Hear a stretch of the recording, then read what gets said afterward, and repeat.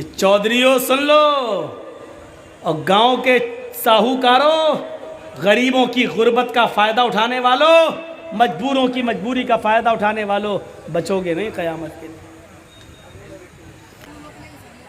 अब वो आता है, भाई साहब मेरी माँ बीमार है, क्या ये ज़मीन में बेचना चाहता हूँ, आप लेंगे? आपने कहा ले लूँगा, लेकिन आजकल ज़मीन की कीमत बढ़ी कहाँ है, लॉकडाउन के बाद हालत ख़राब है। ये हमने बहाना करना शुरू कर दिया, अरे साहब 2 लाख, हम जानते हैं 2 लाख उसकी कीमत है, लेकिन इसके बावजूद हम जानते ही मजबूर है 1.5 लाख में देगा, और हम 1.5 लाख में लेते हैं। और इमाम राजी कहते हैं मैंने इशा के बाद खाना खाया और खाना खाने के बाद जब मैं बिस्तर पर सोने गया तो मेरी आदत थी सोने से पहले कुरान की तिलावत करना। मैं कुरान पढ़ने के लिए बैठ गया, कुरान पढ़ते पढ़ते फिर मैं इसी सूरत के ऊपर से गुजरने लगा। वल असर इन्नल इंसान लफी खुस्र इल्लल्लज़ीना आमनू व अमिलुस सालिहाति व तवासौ बिल हक़्क़ि व तवासौ बिस सब्र। इमाम राजी कहते हैं कि आज मेरी समझ में आ गया कि अल्लाह ने ज़माने की कसम क्यों खाई। इमाम राजी कहते हैं कि अल्लाह ने ज़माने की कसम इसलिए खाई कि जिस तरह बर्फ़ घुलता जाता है, बर्फ़ पिघलता जाता है, उसकी कीमत ऑटोमेटिक कम होती चली जाती है। बर्फ़ जैसे जैसे घुलता जा रहा, पिघलता जा रहा है, 2 रुपए किलो से 1 रुपए किलो, 1 रुपए किलो से 50 पैसे किलो, 50 पैसे किलो से 25 पैसे किलो, और फ़र्क वक्त आता है कि वो फ्री में ले जाओ। बर्फ़ घुलता जा रहा है, उसकी कीमत कम होती जा रही है, और बर्फ़ घुलता जाता है वो ख़त्म भी होता जाता है। बर्फ़ घुलता जा रहा है तो मिटता जा रहा है, ख़त्म होता जा रहा है, जैसे जैसे पिघलता जा रहा है ख़त्म होता जा रहा है। ऐसे ही इंसान की ज़िंदगी 1 दिन, 2 दिन, 4 दिन, 1 हफ्ता, 2 हफ्ता, 10 दिन, 20 दिन, 1 महीना, 2 महीना, जैसे जैसे वो गुजारता जा रहा है उसकी ज़िंदगी कम होती चली जा रही है। बर्फ़ की तरह इसकी ज़िंदगी खुल रही है। समझ गए? तो अल्लाह ने इसलिए ज़माने की कसम खाई है क्योंकि बर्फ़ घुलता जाता है, ज़माना भी 1 साल 2 साल होते होते हमारी उम्र को कम करता जाता है। अब सुनिए, जो बात मुझे कहनी है वो ये कि हमारी ज़िंदगी कम हो रही है, हकीकत में कम नहीं हो रही है। हकीकत में हम अपनी कब्र के करीब हो रहे हैं। ये सबको मालूम है कि हमारी मंजिल क्या है, सब जानते हैं ठिकाना क्या है, कब्र। आज से 10 साल पहले, 5 साल पहले, 2 साल पहले, 1 साल पहले किसी न किसी को तो आपने मिट्टी दी होगी, कब्र में दफन किया होगा। आज उनकी हड्डियां सड़ गल गई होंगी। हमारे और आपके साथ भी तो यही होना है। कौन आदमी इसका इनकार कर सकता है? हमारी ज़िंदगी कम नहीं हो रही है, हमारी ज़िंदगी कब्र के करीब होती चली जा रही है। हम कब्र के करीब होते चले जा रहे हैं। 2 साल पहले आपको तारीख दी थी, 2 साल बाद आज आ रहा हूँ। हमारी बॉडी, हमारा जिस्म ये कह रहा है आपसे कि जर्जीस 2 साल अपनी कब्र के करीब हो गया है। अच्छा, इससे भी खुलकर एक बात और आगे कह दूँ, हम अपनी कब्र के करीब हो ही रहे हैं, लेकिन हकीकत में 2 ही ठिकाने हैं जिनमें से हमें किसी एक ठिकाने में जाना है, तीसरा कोई ठिकाना नहीं है।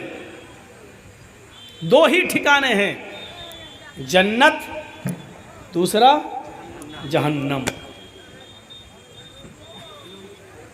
या तो हम और आप जन्नत में जाएंगे या जहन्नम में, जन्नत में जाएंगे या जहन्नम में। जन्नत में जाने वाला अमल तो कोई दिखाई दे नहीं रहा है, सिवाय इस बात के कि अल्लाह रब्बुल आलमीन की रहमत और उसकी मर्जी को दखल हो जाए।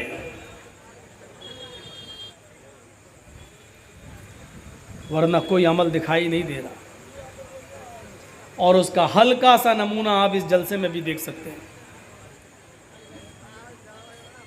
अल्लाह के नबी सल्लल्लाहु अलैहि वसल्लम जब कोई दीनी बात कहते थे तो सहाबाए किराम अपने सरों पर बैठी हुई मक्खी भी नहीं उठाते थे, उड़ाते थे, ऐसे कर देंगे इतनी देर में कहीं कोई बात छूट न जाए या ऐसा न हो कि हम सुन न सकें। जर्जीस साहब के पीछे पंखा चल रहा है, फैन जिसकी हवा लग रही है हमें। उस जमाने में ये इलेक्ट्रिक फैन नहीं थे, पंखे नहीं थे, बैटरियां नहीं थी। खजूर के पत्तों से हैंड फैन बना लिया करते थे, हाथ के पंखे मस्जिदों में वो उठाकर झलते थे। लेकिन जब तक अल्लाह के रसूल स्पीच देते थे, तकरीर करते थे, खुतबा देते थे या मस्जिद में वाज़ो नसीहत करते थे तो सहाबाए किराम उन खजूर के पत्तों से बने हुए हैंड फैन भी मस्जिद से उठाते नहीं थे। सख्त गर्मी के बावजूद उसको उठाकर झलते नहीं थे। एक हमारी हैसियत, हमारी औकात और हमारा दिल, हमारा कलेजा इतना मजबूत है कि कुरान पढ़ा जा रहा है, आयतें पढ़ी जा रही हैं, सूरह असर की तिलावत हो रही है। मौलाना चीख चीख कर खामोश होने की बारे में बार बार कह चुके हैं, लेकिन इसके बावजूद हम खामोश होने का नाम नहीं लेते हैं। हमें डर लगता है कहीं ज़मीन फट ना जाए, हम ज़मीन के अंदर समा ना जाएं। अय अल्लाह, इतनी सी बातों पर पहले आग के अजाब नाजिल हो जाया करते थे, पत्थरों की बारिशें नाजिल हो जाया करती थीं। अय अल्लाह, अय अल्लाह, तू कैसे रुका हुआ है? आज हमारे ऊपर पत्थरों की बारिश क्यों नहीं हो रही है? मेरे भाइयों, शायद ये हमारे नबी की उस दुआ का नतीजा है कि अल्लाह हमारी उम्मत को आग और पत्थरों के अजाब से हलाक व बर्बाद मत कर। ये हमारे कलेजे हैं, हमारे गुर्दे हैं, इतने मजबूत हैं कि सब कुछ सुनने के बावजूद भी हम शोर करते हैं। ये कुरान व हदीस हल्का हमारे अमल नहीं दिखाई दे रहे, नहीं दिखाई दे रहे। तो दो ही ठिकाने हैं, हम और आप दोनों ठिकानों में से किसी एक ठिकाने के करीब हो रहे हैं। मान लीजिए किसी की ज़िंदगी 80 साल है और 50 साल वो की उम्र हो चुकी है, मालूम नहीं है उसको, लेकिन उसके नामे अमाल में लिखा है, अल्लाह को मालूम है। अब 30 साल बाकी रह गए हैं उसके, गोया के वो 50 साल अपनी कब्र के करीब हो चुका है। या यूं कह लीजिए कि 30 साल उसकी जन्नत या जहन्नम में जाने में रह गई है। 30 साल अपनी जन्नत या जहन्नम के करीब हो गया। जन्नत में जाने वाले आमाल तो बड़े अजीब हैं। किसको आयतल कुर्सी याद है? खड़ा कर दें और सुने। कभी कभी दिल चाहता है कि कभी कभी किसी को खड़ा करके सुनना भी चाहिए कि देखें 20 साल की तकरीरों का रिजल्ट क्या निकला है। किसी एक का इम्तहान लेके देखूं, लेकिन फिर डर लगता है कि अगर नहीं सुना पाया तो कहेगा मैं ही मिला था मौलाना जर्जीस को पूरे मजमे में, किसी और को खड़ा नहीं किया गया, हमारी इंसल्ट करने को थे। मन क़रा आयतल कुर्सी फी कुल्ल सलातिन मक्तूबतिन लम यमनअहु मिन दुखूलिल जन्नति इल्लल मौत। नबी अकरम सल्लल्लाहु अलैहि वसल्लम ने तो ये फरमाया कि जिसने हर फर्ज नमाज के बाद आयतल कुर्सी पढ़ी, जिसने हर फर्ज नमाज के बाद आयतल कुर्सी पढ़ी,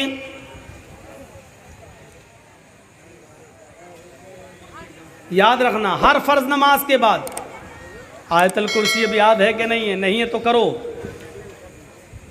मन क़रा आयतल कुर्सी मिन कुल्ल सलातिन मक्तूबतिन, हर फर्ज नमाज के बाद जिसने आयतल कुर्सी को अपना वजीफा बनाया, उसको पढ़ना शुरू किया और अपनी आदत बनाई। लम यमनहु मिन दुखूलिल जन्नति इल्लल मौत, उसको जन्नत में जाने से मौत के सिवा कोई चीज़ नहीं रोक रही है। यानी मौत उसको जन्नत में जाने से रोक रही है बस, यानी वो मर नहीं रहा है, जब मरेगा तो जन्नत में चला जाएगा। उसको जन्नत में जाने से अगर कोई चीज़ रोक रही है तो मौत रोक रही है। ये थे जन्नत में जाने वाले रास्ते, लेकिन हमें पता कहाँ है। तो हमारे आमाल कैसे हैं ये देखिए। और याद रखिए, एक चीज़ आपको और याद दिला दूं, कोई ज़रूरी नहीं है कि हम ज़िंदगी भर अच्छे अमल करते रहें और जन्नत ही में चले जाएं। आपको मालूम है, सही बुखारी का वो मंजर देखिए, पूरी जिंदगी नेक अमल किया सहाबी रसूल। और कौन सहाबी रसूल? अल्लाह के रसूल के पीछे नमाजें भी पढ़ते थे, नबी अकरम सल्लल्लाहु अलैहि वसल्लम के साथ उम्रा भी किया, नबी के साथ चलते थे फिरते थे, नबी को देखा था, नबी को देखकर ईमान भी लाए थे, तहज्जुद की नमाज भी पढ़ते थे। ग़ज़वा उहद के मौके पर सबसे आगे लड़ने में वही थे। सबसे पहले तलवार उन्होंने ही मियान से निकाली, सबसे पहले काफिरों के भीड़ में वही घुसे, कई काफिरों को मारते चले गए। नबी अकरम सल्लल्लाहु अलैहि वसल्लम से सहाबा ने अर्ज किया, एक सहाबी ऐसे थे, कहने लगे अल्लाह के रसूल उसने तो हक अदा कर दिया, देखिए कितनी बहादुरी से लड़ रहा है, कई काफिरों की गर्दनें उड़ाता हुआ चला जा रहा है, देखिए कितनी महारत से लड़ रहा है। बुखारी के अल्फाज पर गौर कीजिए, अल्लाह के नबी सल्लल्लाहु अलैहि वसल्लम मुस्कुराते हैं और कहते हैं, जिसने किसी जहन्नमी को न देखा हो फलयंजुर इला हाज़ा, वो इस आदमी को देख ले, ये जहन्नमी है। किसके बारे में? सहाबी के बारे में। हम तो नमाज पढ़ के निकलते हैं दाढ़ी पे हाथ फेरते हुए, तो ऐसा लगता है जैसे अल्लाह पर बहुत बड़ा एहसान करके आ रहा है। यहाँ नबी के साथ रहा, नबी के साथ उठा, नबी के साथ बैठा, नबी के साथ चला, यहाँ तक कि जंगें भी लड़ी। ग़ज़वा उहद में सबसे आगे आगे लड़ रहा है। और अल्लाह के रसूल ने क्या कहा? जिसको जहन्नमी देखना हो देख लो इसे। वो सहाबी कहते हैं बड़ा तजस्सुस हुआ मुझे कि ये आदमी इतनी बहादुरी से लड़ रहा है, नमाज में सबसे आगे रहता है, फिर अल्लाह के रसूल सल्लल्लाहु अलैहि वसल्लम इसको जहन्नमी क्यों कह रहे हैं? कहा आज मैं देखूंगा आखिर ऐसा कौन सा अमल ये करता है। लास्ट में वो उसके पीछे पीछे रहे, दूसरे सहाबी उसको देखते रहे, उसका पीछा करते रहे। क्या देखते हैं कि ये सहाबी लड़ते लड़ते मैदान जंग में जख्मों से चूर हो गए। तकलीफ, एक खाई में पड़े हुए हैं, तकलीफ बर्दाश्त नहीं कर पा रहे हैं जख्मों की। जो जासूसी कर रहा था, जो सहाबी जो इनके पीछे लगा था, वो देख रहा कि देखें ये क्या करते हैं। अल्लाह के नबी ने इतने बड़े मर्द मुजाहिद को कैसे जहन्नमी कह दिया। जब उस सहाबी की तकलीफ बहुत ज़्यादा बढ़ गई, लड़ते लड़ते जब वो जख्मी हो गए, तो उन्होंने अपनी तलवार ज़मीन के ऊपर गाड़ दी, आधी ज़मीन के ऊपर गाड़ी, और सीने का हिस्सा उस तलवार की नोक के ऊपर रख दिया, और पूरा का पूरा वजन उस तलवार के ऊपर उन्होंने डालकर तलवार अपने अंदर दाखिल कर ली, यानी खुदकुशी कर ली। जख्मों की ताब न ला सके और उन्होंने जल्दी से अपने आप को ही मार डाला। ऐसी ज़िंदगी से तो मर जाना ही बेहतर है। अब ऐसी तड़प तड़प के मौत से क्या फ़ायदा है? हमें काफिरों ने इतनी जगह से हमें काट डाला है कि अब मैं जिंदगी भर तड़प तड़प के क्यों मरूं। उन्होंने तलवार जमीन के ऊपर गाड़ी और अपना वजन उसके ऊपर रख दिया और खुदकुशी कर ली, खत्म। जो सहाबी देख रहे थे वो आए और कहने लगे, अशहदु अल्ला इलाहा इल्लल्लाह व अशहदु अन्ना मुहम्मदन अब्दुहु व रसूलुहु। अल्लाह के रसूल ने कहा, अरे तुम्हें क्या हो गया है? ताज्जुब इसलिए किया कि तुम तो पहले ही से मुसलमान हो, फिर आज अचानक ये कलमा पढ़ रहे हो, ऐसा क्यों? कहा अल्लाह के रसूल अभी थोड़ी देर पहले आपने कहा था जिसको जहन्नमी देखना हो उसको देख ले, आज मैंने अपनी आंखों से देख लिया है। पूरी जिंदगी जिसने दीन पर नेक काम किए, दीन पर अमल किया और आखिरी वक्त में गलत काम कर गए, जख्मों की ताप न ला सके और खुदकुशी करके उन्होंने अपने आप को मार लिया। अल्लाह के नबी फरमाते हैं जहन्नम में जाएंगे। जरूरी नहीं है कि नेक अमल हम करें और जन्नत मिल जाए, आखिरी अमल देखा जाएगा हमारा, आखिर वक्त में हमारा अमल कैसा रहा। इन्नमल अमालु बिल खवातीम, अमाल का दारोमदार आखिरी उम्र से होता है। एक इंसान जिंदगी भर नेक अमल करता है, यहाँ तक कि उसके और जन्नत में जाने के दरमियान सिर्फ एक बालिश का फासला रह जाता है, एक हाथ का फासला रह जाता है, लेकिन यहीं से अल्लाह उसकी नीयत को, उसके दिल को बदल देता है और फिर वो गुनाहों के कामों में मुलव्वस हो जाता है, गुनाहों के कामों में पड़ जाता है और उसके बाद वो आदमी जन्नत में जाने से रह जाता है और जहन्नम का मुस्तहिक ठहर जाता है। हमारी और आपकी उम्रें धीरे धीरे कम होती चली जा रही हैं, हम कब्र के करीब होते जा रहे हैं, बल्कि जन्नत या जहन्नम के करीब होते चले जा रहे हैं। जब इस सहाबी ने पूरी जिंदगी अमल किया लेकिन आखिरी वक्त में गलत काम कर गए, खुदकुशी कर ली, तो जहन्नम में जा। बुखारी शरीफ के सफ़ात पर एक दूसरा मंजर देखिए। जंग खैबर का नाम सुना है? जंग हुई, बहुत सा माल मिला, सहाबा के हाथ लगा। एक सहाबी को एक चादर पसंद आ गई, उन्होंने उस माल में से चादर पहले से ले ली, चुपके से, किसी को पता नहीं चला। जब सारा माल इकट्ठा किया गया, आखिरी आवाज भी लगा दी गई, जिसके बाद जो माल हो वो जमा कर दे। वो साहबी चादर जमा नहीं किए। अल्लाह के रसूल ने सारा माल सारे साहबा में तकसीम कर दिया, जिसका जो हक था दे दिया। जब माल तकसीम हो गया, सब कुछ हो गया, बट गया, कई महीनों के बाद वो साहबी एक चादर लेकर आए। कहा अल्लाह के रसूल, खैबर की लड़ाई में जो माल मिला था उसमें चादर पर मेरी नीयत खराब हो गई थी, मैंने ये चादर ले ली थी, लेकिन अब मुझे अल्लाह का डर है, मैंने सोचा कि ये चादर आपको वापस कर दूं। अल्लाह के नबी फरमाते हैं जाओ ले जाओ। अब इस चादर को मैं कितने टुकड़ों में बांटूं और इस चादर के कितने हिस्से करके सारे सहाबा में तकसीम करूं? नहीं नहीं, अब तुमसे इस चादर को कबूल नहीं किया जाएगा, जाओ क़यामत के दिन अब ये चादर लेकर आना। आपने अपनी ज़िंदगी में वो चादर कबूल नहीं की। एक दिन ऐसा आया, एक जंग के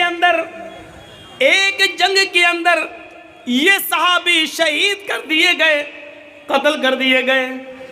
सहाबा कहने लगे इनको मुबारकबाद हो, ये सहाबी लड़ते लड़ते मैदान जंग में कत्ल कर दिए गए, इनको मुबारक हो, जन्नत इनको मुबारक हो। अल्लाह के नबी फरमाते हैं हरगिज़ नहीं, हरगिज़ नहीं।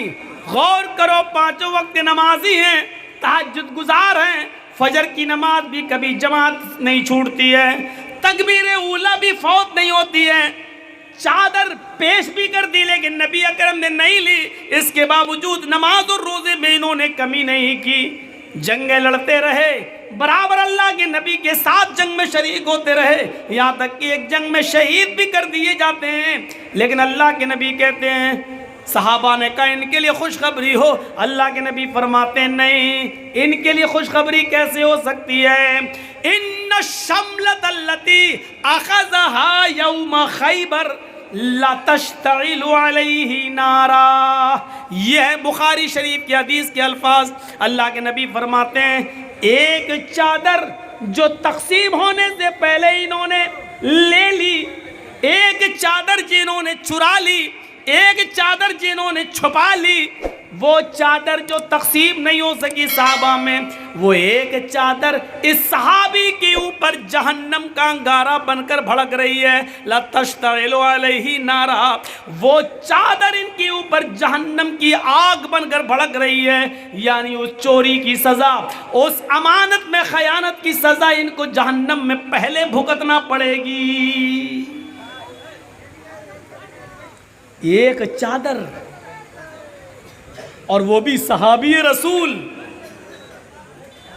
हम अपने समाज और सोसाइटी पर गौर करें, कितने लोगों की ज़मीनों पर हमने कब्जे किए होंगे, कितने लोगों को हमने अपने पावर और अपनी हैसियत से दबा कर रखा होगा, कितने यतीमों का हक मारा होगा, और कितने लोगों का हमने नाजायज़ फ़ायदा भी उठाया होगा। एक आदमी बीमार है, उसकी 2 लाख रुपए की ज़मीन है, लेकिन उसकी माँ बीमार है, बाप इंतकाल कर चुका है, बेचारा अपनी माँ का इलाज कराना चाहता है, उसकी ज़मीन की कीमत 2 लाख रुपए है, लेकिन हम अब खुश हो रहे हैं। क्यों? क्योंकि उसकी माँ बीमार है। अब वो अपनी माँ के इलाज के लिए ज़मीन बेचेगा और मजबूरी में 2 लाख की ज़मीन 1.5 लाख में देगा। हम उसकी मजबूरी का फ़ायदा उठा रहे हैं। अब वो आता है, भाई साहब मेरी माँ बीमार है, क्या ये ज़मीन में बेचना चाहता हूँ, आप लेंगे? आपने कहा ले लूँगा, लेकिन आजकल ज़मीन की कीमत बढ़ी कहाँ है, लॉकडाउन के बाद हालत ख़राब है। ये हमने बहाना करना शुरू कर दिया। अरे साहब 2 लाख, हम जानते हैं 2 लाख उसकी कीमत है, लेकिन इसके बावजूद हम जानते ही मजबूर है 1.5 लाख में देगा, और हम 1.5 लाख में लेते हैं और वो बेचारा मजबूरी में 1.5 लाख में बेचता है। कभी आपको तरस आया उसके ऊपर? कभी आपको तरस आया कि उसकी माँ बीमार है, चलो 2 लाख की ज़मीन 2.25 लाख में ले लें? कभी सोचा 2.5 लाख में ले लें? हमारी ज़मीन की कीमत तो बढ़ी जाएगी 2-4 साल में, लेकिन बेचारा उसकी माँ का इलाज तो अच्छा हो जाएगा। कभी हमारे दिल में तसव्वुर आया? नहीं। 2 लाख की ज़मीन को 1.5 लाख की ज़मीन में ख़रीदने वालों, अल्लाह की कसम अमानत में ख़यानत भी ये भी लिखी जाएगी। आप ये मत कहिए कि उसने तो अपनी खुशी से दिया है, वो राज़ी था, उसने तो सौदा तय करके दिया है। नहीं, आपको मालूम है 2 लाख की ज़मीन है, वो 1.5 लाख में मजबूरी में दे रहा है और आप ले रहे हैं। आप अमानत में ख़यानत कर रहे हैं, आप 50,000 रुपए का डाका डाल रहे हैं। आप ये सौदा खुशी का नहीं माना जाएगा। शरीयत के दायरे में ये सौदा खुशी का नहीं माना जाएगा। ये चौधरियों सुन लो, और गांव के साहूकारों, गरीबों की गुर्बत का फ़ायदा उठाने वालों, मजबूरों की मजबूरी का फ़ायदा उठाने वालों, बचोगे नहीं क़यामत के दिन।